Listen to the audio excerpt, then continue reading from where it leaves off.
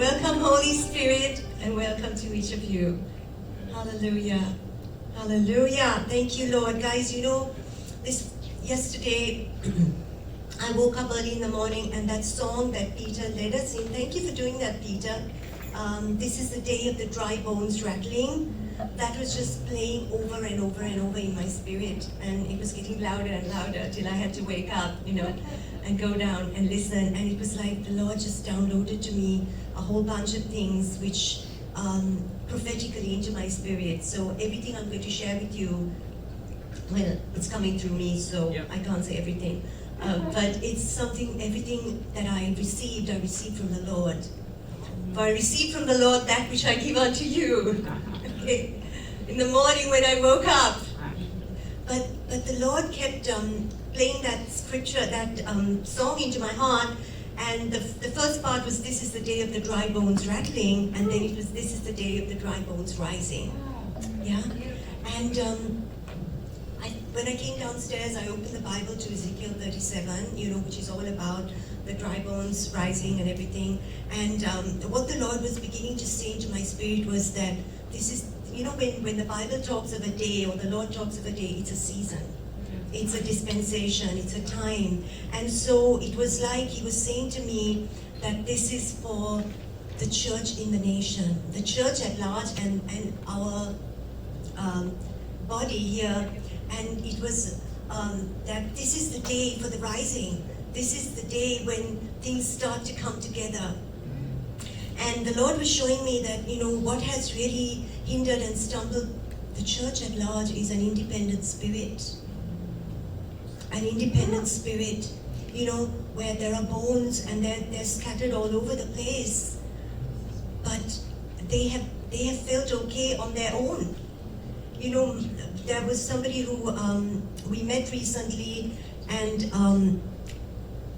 you know, it was like this person was so self-satisfied, and beautiful person, loves Jesus, but they are what they said was they watch their favorite speaker online every Sunday, and they watch worship from one of the big churches, and that's their church. And yes, it can definitely edify me if I do that, but I'm only having half the plate of food, only having half the picture, because the rest of it comes from the horizontal connection, right? And so if I can only receive from above and not from the horizontal connection, then I'm only receiving a part of the deal. Yeah, and the Lord was showing me this, that as the bones come together in the church, in our nation, you know, as the bones come together, the church at large, as well as in the individual bodies, that there was going to be a rising up, a rising. This I just wrote down as I was given it, that the church is rising into life, into sonship, into family, into oneness with God and oneness with His family. Yeah? That the bones were becoming a body and filled with strength and power and communion with God. And if nothing else, you know, all the bad stuff that we have been going through and seeing, you know, not just as churches, but as individuals in the nation and in the world right now, it should propel us closer to God. It should draw us closer to each other. It should make us more persevering and stronger and more determined to feed and receive of the truth of the Lord, and to let those bones become so nourished and so fierce and fiery and filled with life. Amen? So connected. So I want to turn to the Old Testament, to the book of Ezekiel, chapter 37, and I want to read to you the first 10 verses. Hallelujah. Thank you, Lord. Yeah, I'm reading from New King James. Thank you, Peter. Thank you, Holy Spirit. Thank you, precious Holy Spirit. Let's take a moment. Let's just take a big deep breath. Let's breathe in the presence of Yod-Heh, Vod-Heh, Yahweh, as we just sang. Breathe Him in. Jesus, the Word. Let the Word begin to work in us. Let Him come deep into us. Holy Spirit, Holy Spirit, we receive you afresh. Let the word come alive. Let the word speak to us. We give you permission to speak to us, Holy Spirit. We give you permission. We open our hearts. Come deep inside. We want to relate. We want to commune with you. We want this word to be made flesh in us and through us. In Jesus' mighty name. Amen. Hallelujah. Hallelujah. Thank you, Lord. Thank you, Jesus. Hallelujah. So Ezekiel chapter 37 from verse 1 to verse 10. And you know, Ezekiel was one of the major prophets in the Old Testament, if you've never read. But his ministry was really active during the time of the exile, when the people of God were camping out in exile in Babylon for a period of 70 years.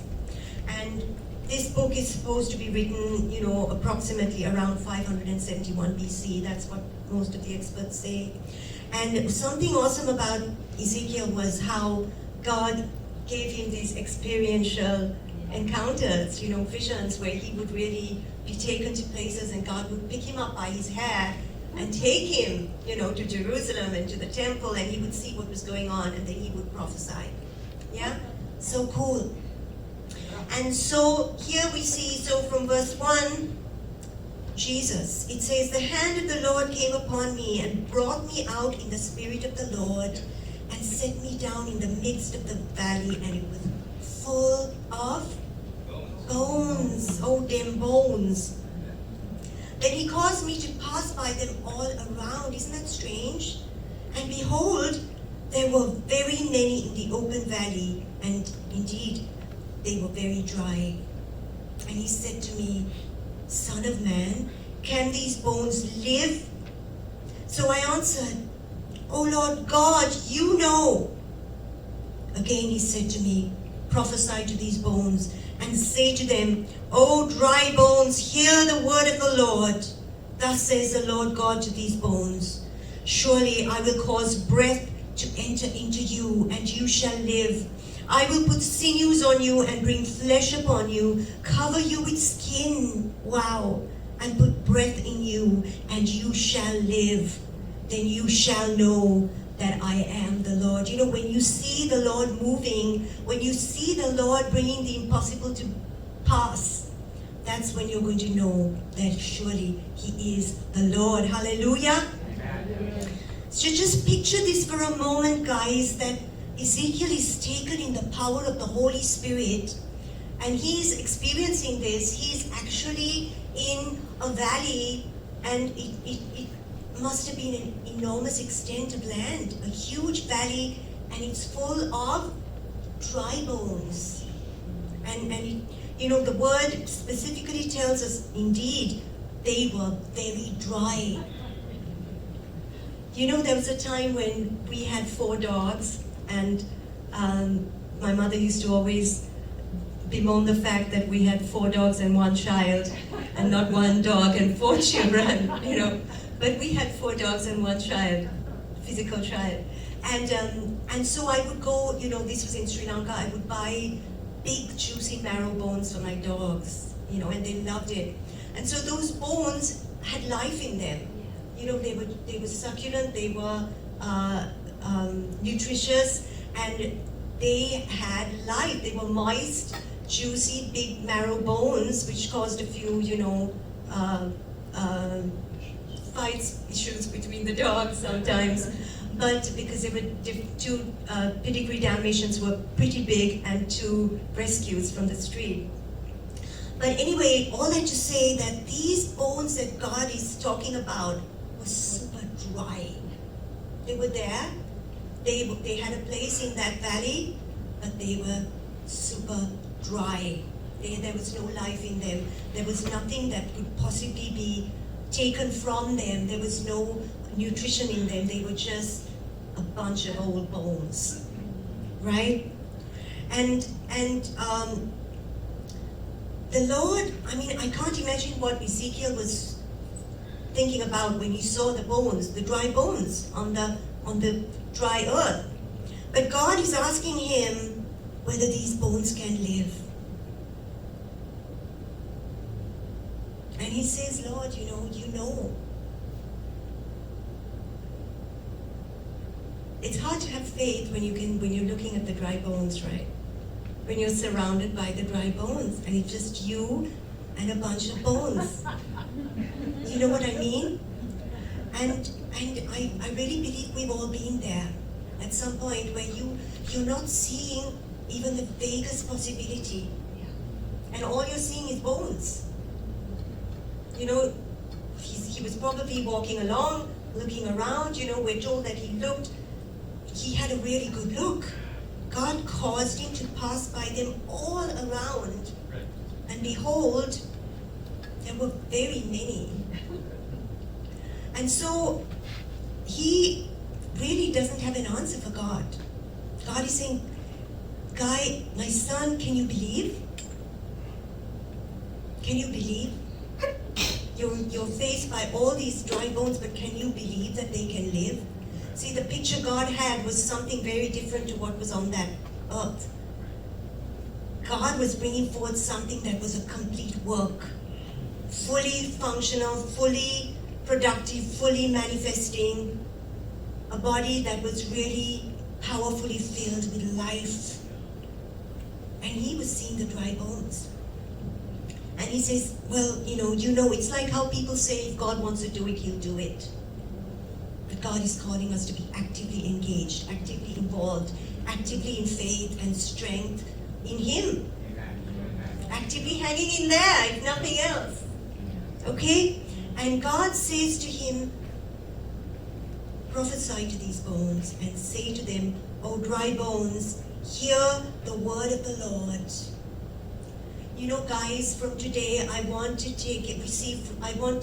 encourage you to begin to speak God's word, to begin to speak the positive, powerful confession that he gives you over your situation, over the church, over your life, and to stop confessing that which you are seeing. That's really hard. Manju and I have to constantly remind ourselves when things are going wrong, that I tell him, why? Because I want some sympathy. Okay? So give me some sympathy. And he does the same thing. Like he always encourages me, but when you're feeling bad, you do come and expect some sympathy. But that is just an agreement for the bone situation. And we got to stop agreeing with them bones. Okay? Yes? And that's where it starts, guys. That's where we're going to begin to see the miracle begin. And so, God says to him to prophesy to the bones and to say, hear what? The word of the Lord. Hear the word of the Lord. Thus says the Lord God to these bones, surely I will cause breath to enter into you, and you shall live. I will put sinews on you and bring flesh upon you, cover you with skin, and put breath in you, and you shall live. There is just no doubt about this. And isn't it interesting that God gives him words that are bringing forth a miracle in stages? He's not just saying live.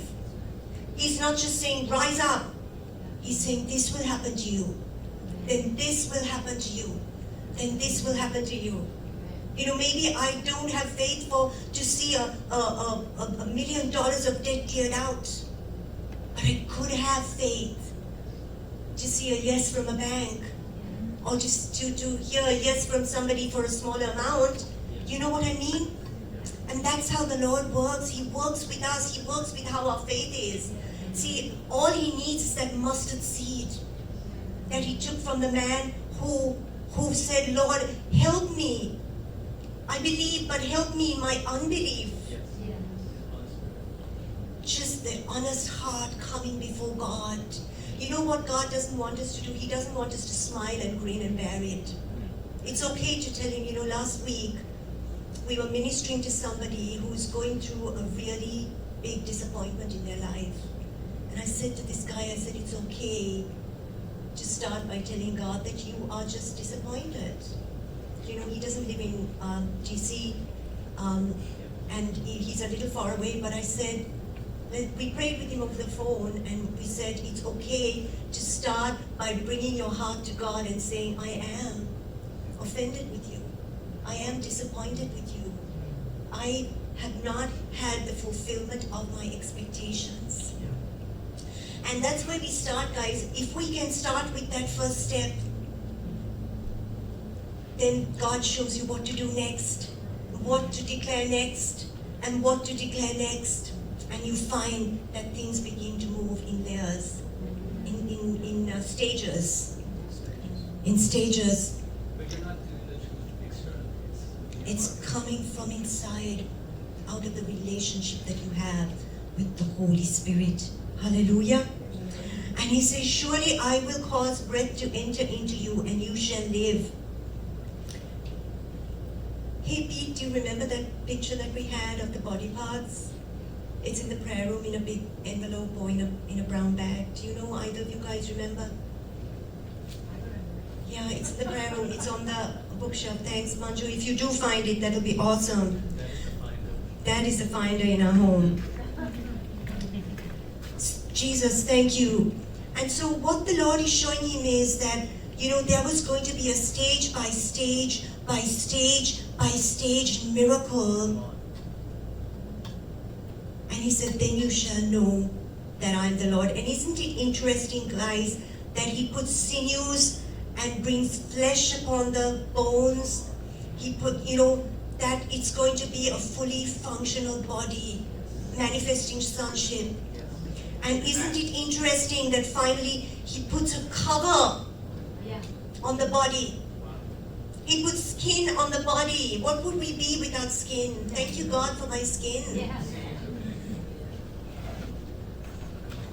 That he puts a covering on the body. Thank you so much. That's so awesome. See, this is what God is talking about. Bones come together. Right? This is my high-tech visual from way back. Okay? He put the bones which were lying apart all over that ground come together into a body. Then he brings sinews and muscles and tendons and ligaments and establishes a nerve system, calls to life so that it can move together, so that there can be coordination and communication, right? And then he breathes the breath of life into it, so that there is a circulation, so that there is a flow, so that what's on me flows to you, what's on you flows to me, so that I become a living, dynamic, breathing, moving organism by the power of the Holy Spirit. Amen? It says, surely I will cause breath to enter into you. Holy Spirit, come and fill us. And you shall live. When we live in the Holy Spirit, we have life. Amen? I will put sinews on you and bring flesh upon you, cover you with skin, and put breath in you. Not just breath on me, but breath in me. So that life and healing and strength shall flow from within me. That it won't be an outer thing. It'll be God manifesting from deep within the marrow of me. My bones will begin to live.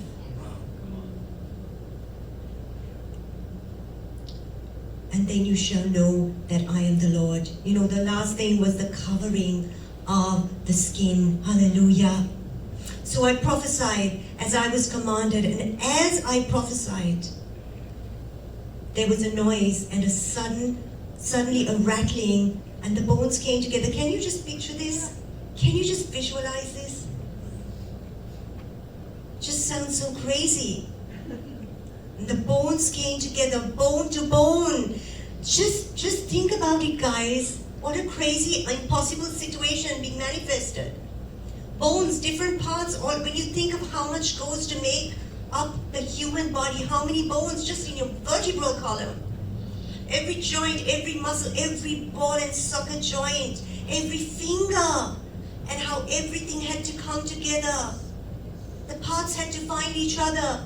There were parts that were not made for someone else's body. Every part in me was made for me.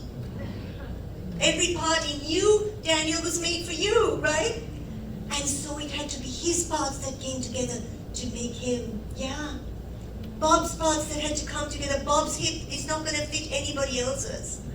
And those parts had to come together to make up that person. Every body, every single body made up of unique and beautiful and distinct parts that manifest the expression of God on the earth. Hallelujah. And suddenly the bones came together.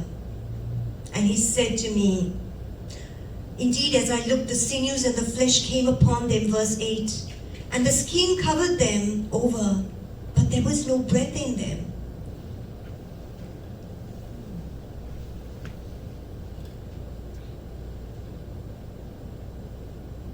I don't know what to say, guys. It's just so amazing. Indeed, as I looked, the sinews and the flesh came upon them, and the skin covered them over, but there was no breath in them.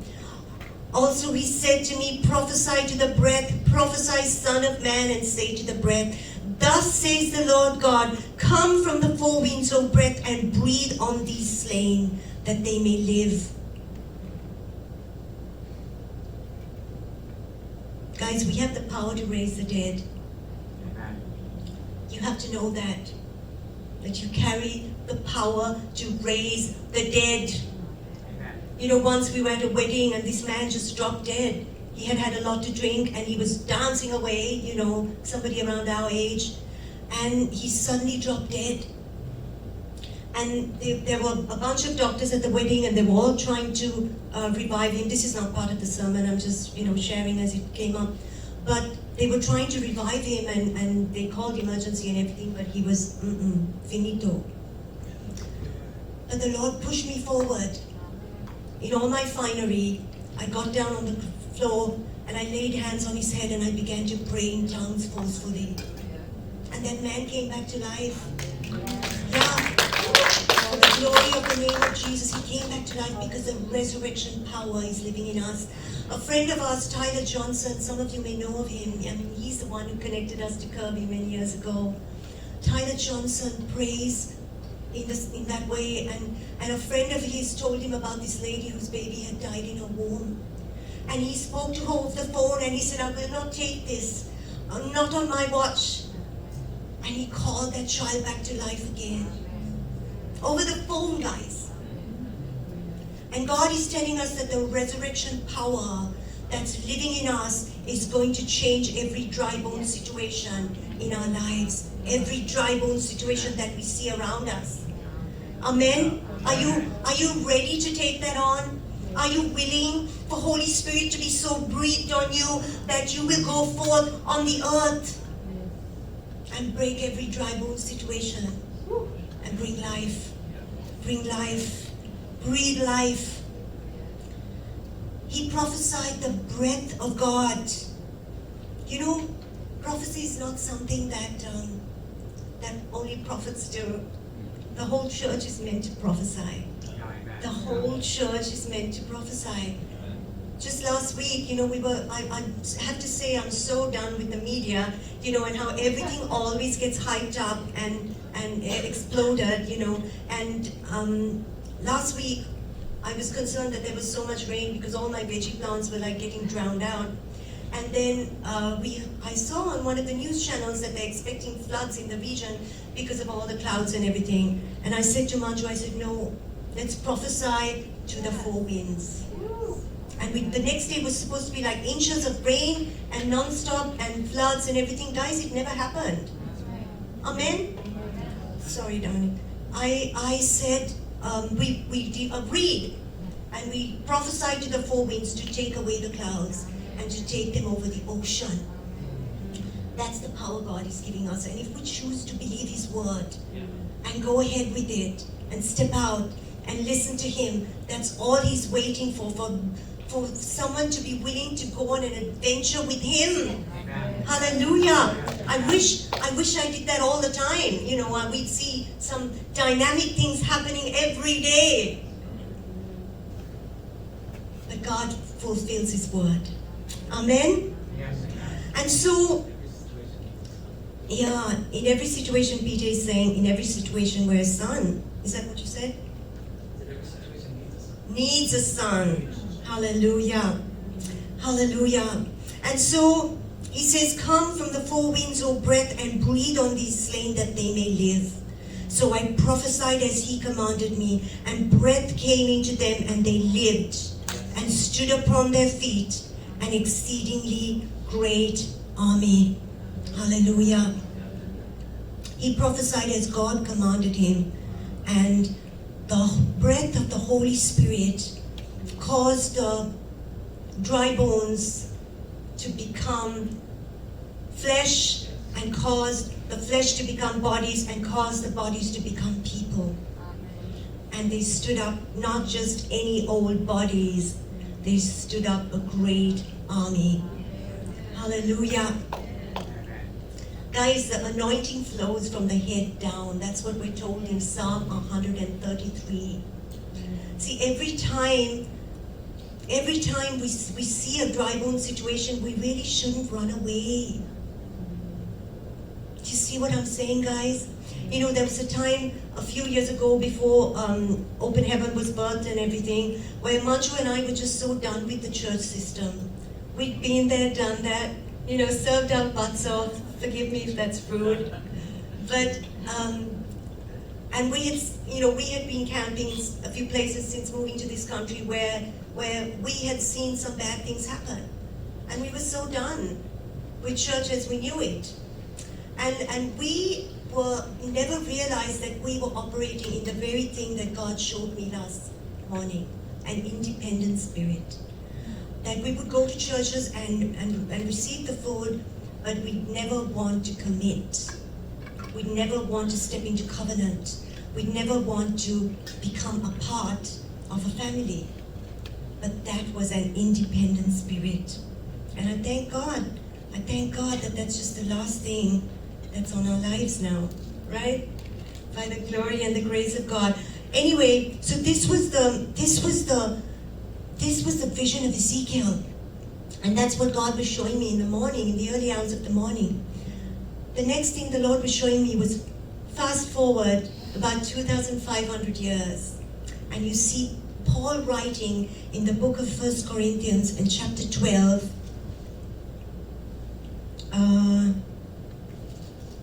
Thank you, Jesus. 1 Corinthians 12 from verse 12. You know, he's talking about the gifts and things like that. And he says from verse 12, for as the body is one and has many members, but all the members of that one body being many are one body, so also is Christ. Think about that for a moment.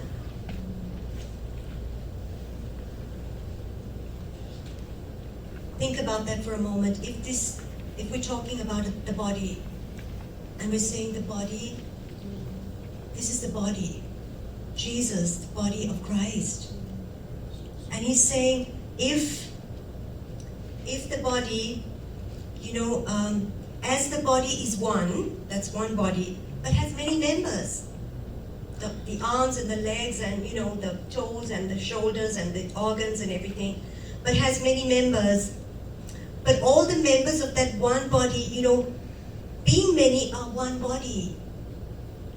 It takes up all the members to make up one body, right? It takes up every beautiful life to make up the body of Christ. So also is Christ.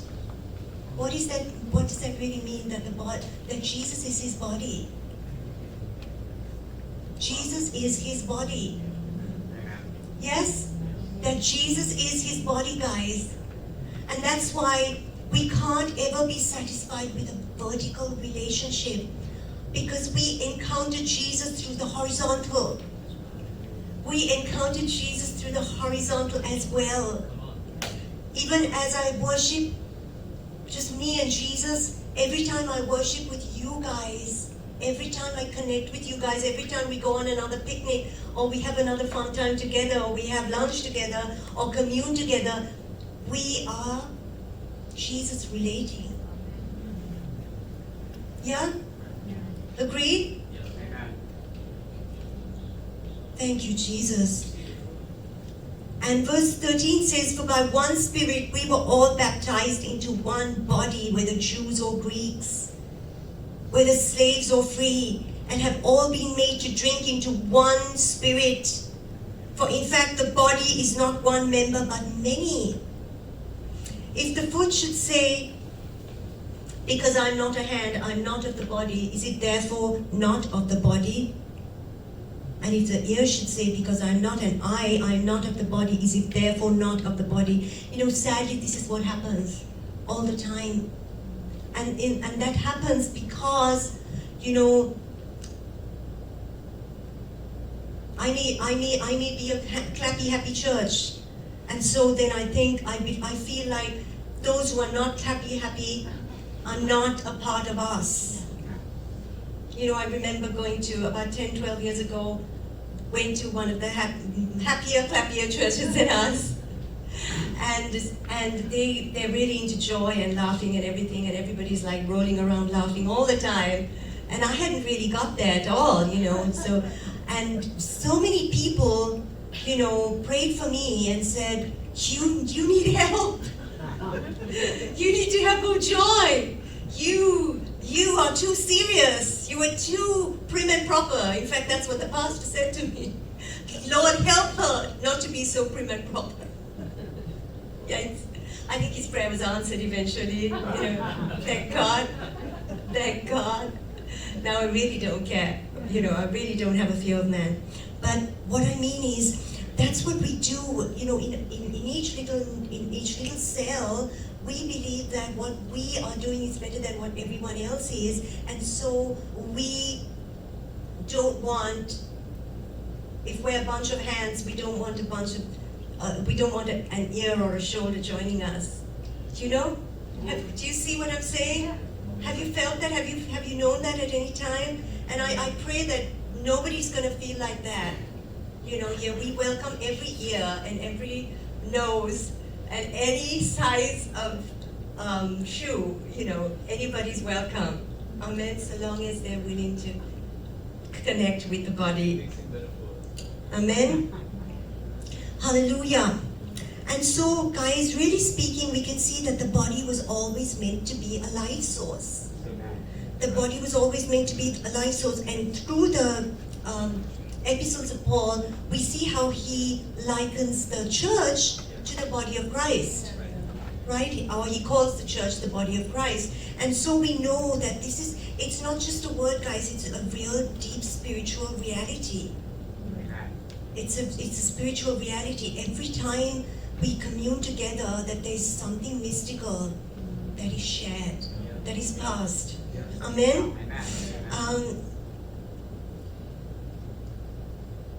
Thank you, Jesus.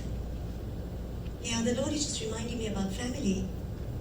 You know, that the body really is a family. You know, in Ephesians chapter 2 and verse 19,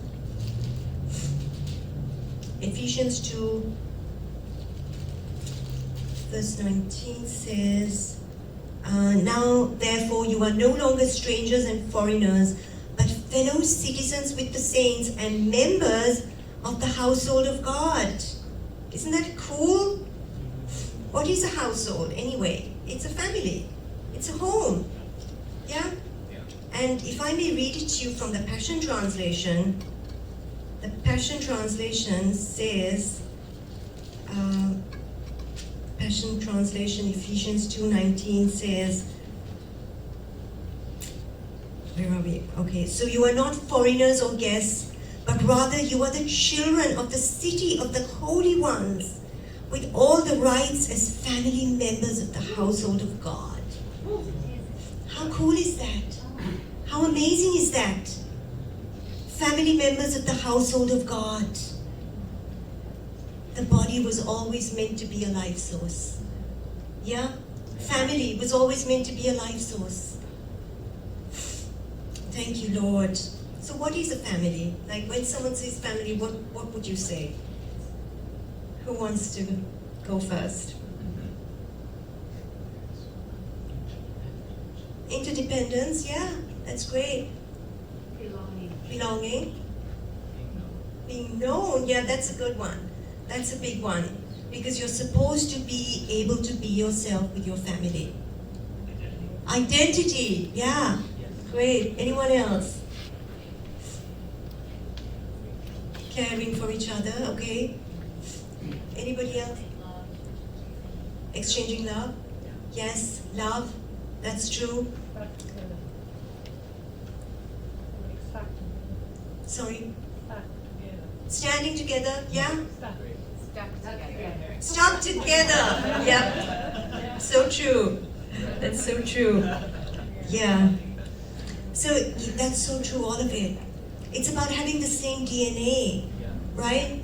And for us, definitely the same DNA, the divine nature of Abba. Yeah? And it's about having the same genes. Hopefully all the good ones. You know, that reminds me of Ezekiel and how he was supposed to be the son of a Levite. Right? He had good genes. Levites? Okay. Nobody got it. Yay! Hallelujah. So it's about, guys, it's about relationship. It's about commitment, right? It's about the connection. Amen? See, in Romans 8 and verse 16, you don't have to turn it. Julie is going to get the scriptures for you. That's awesome. Romans 8:16 says, the Spirit Himself bears witness with our spirit that we are children of God. So we are part of the family. We are children of God. Amen? And so there is definitely an inheritance. There is something that we receive from the Lord as a family. Yes? Does that sound real to you? But most of all, guys, it's a kind of a mystical union. Remember how what was that? Share. She said I said amen the wrong day. Oh. Where to you? Amen. No, it's an agreement. Yeah. That's awesome. Yeah. Thank you, Bob. Thank you, Bob. Hallelujah. Yeah, praise God. Praise God. Yeah, in Ephesians chapter 3 and verse 9, you know, Paul is explaining about the gospel, and he says, I'll read from verse 8. It says, to me who am less than the least of all the saints, this grace was given that I should preach among the Gentiles the unsearchable riches of Christ, and to make all see what is the fellowship of the mystery, which from the beginning of the ages has been hidden in God, who created all things through Jesus Christ. It's a mystery, guys. It's something purely mystical. Even at the end of Ephesians chapter 5, where Paul is talking about the husband and wife, you know, the family dynamic, and he says, he's talking about marriage, but he says in verse 31, for this reason a man shall leave his father and mother and be joined to his wife, and the two shall become one flesh. This is a great mystery, but I speak concerning Christ and the church. Jesus and his bride, Jesus and his body, that it's a mystery. We really cannot understand how it happens, but there is a divine and invisible connection. Yeah? And it's an invisible connection that brings us into fulfillment of everything God has planned already for us. Just that we were meant to be as one. Meant to be in communion. Amen? Yes. And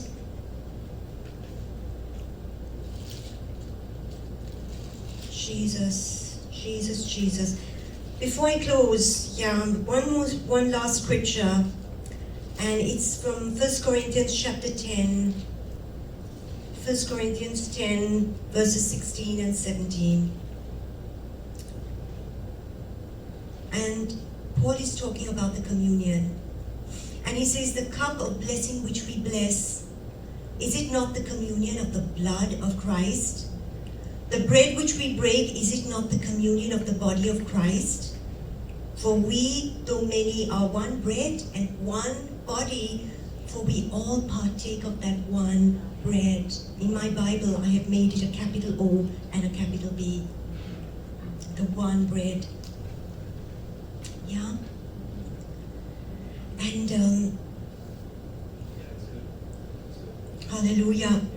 Yes. See guys, every time we take communion as a body, there is again a fulfillment of that element of mystery. Something mystical that happens when we take the body and blood in faith. It's not, see, we always affirm our connection with God when we take communion, right? And we receive communion and we claim our healing or breakthrough or deliverance or freedom or whatever. What about an exchange? What about an exchange? Isn't that what a covenant is all about? What do we declare at the altar when I married Manju? I made promises to him and he made promises to me, and that's what God does for us when we step into covenant with him. And every time we take communion, guys, it's a fulfillment of covenant. It is a fulfillment of covenant. I'm saying, God, I give myself to you. Not just about what I get from you. I give myself to you, and I give myself to this body. And there's such a miracle flow, guys, such a synchronization that happens. I think last year it was that Manju was waiting on a breakthrough in his job, for a transition. And when he was waiting a while, and the moment it happened for him, we had like 3 or 4 other people who had job breakthroughs right here, including Rachel, right? Rachel, Lucy, and 1 or 2 other people, Preeti, yeah. And people who had been waiting, and suddenly it opened up. Yes. Because there is a mystical union and a synchronization just from covenant, just from being a part of the body. And just one practical example of so many things that we have been seeing. Hallelujah. And so God is calling us into that deeper walk, guys. We're just done with same old, aren't you? Just doing our dues, giving our dues, going through the motions, doing our duty with a fervent heart, with full sincerity, but not going all the way. I'm done with dating Jesus and his bride. I think Jesus is done with dating his bride. He's looking for a living bride. He's looking for a life-filled bride. A bride who's willing to receive his breath upon her body so she can rise up and be that beautiful, real, encounter-filled, longing-filled, hungry person of God. The flow comes by covenant. In fact, I made myself a little, whatever they call them, just that saying covenant. There were 3 C's which make up covenant, really. That covenant equals commitment, communion, and connection. If you just look at your own heart, you realize how hard it is to commit to something. I'm so proud of so many of us here who have taken big steps of commitment, whether it's to buy a property or something like that. It's just awesome, it's powerful, it's life-changing. But it's all about covenant. When Jesus gave up his life, he didn't hold anything back. When he blessed the cup of wine and the bread on that last night he had supper with his disciples, he was committing his whole life. He was laying it down for the ones he loved, just like he lays it down. He laid it down for you and me. And that's what he's looking for, the exchange. That we will be willing to lay it all down for him. Jesus, you can have my whole heart. I give it all to you, because that's where it comes from. When he sipped of the cup and he broke up the bread, he was doing what every Jewish bridegroom had done for generations and thousands of years. That they would take the cup, they would eat of the bread and then pass it to the father of the bride, and the father of the bride would pass it to the bride. And then he would take of the cup and drink of it and give it to the father of the bride, and the father of the bride would pass it to her and she would drink, and then they entered into covenant. No more one-night stands. But Jesus is looking for a bride who will take him seriously. How many of you would say, yes, let your breath come upon me? Let your breath come upon me. Let your breath fill me up. Let your breath rock my world. I'm ready to be rattled. I'm ready to be changed. I'm ready for every old dry bone to get filled with life, with marrow, with the juice of the Holy Spirit. I'm not willing to be just lying around anymore, doing what I want with my life. I'm ready to be covenanted with you, to be covenanted with your bride, and to be a part of a body that will exude life. Life, life, not just one day of the week, but every day. Hallelujah. Hallelujah. Thank you, Lord. Thank you, Jesus. Thank you, Jesus. Lord, this is what we want. For a reality of you to fill my life. Thank you, Lord. That your glory, your power, your breath comes upon us today in Jesus' name in a whole new way. Lord, I declare this day, this 16th day of August, a transition, a turning point. That I will go forward with you, Lord, fully committed. I receive your ring on my hand. I receive your blood in my flesh, your flesh in my flesh.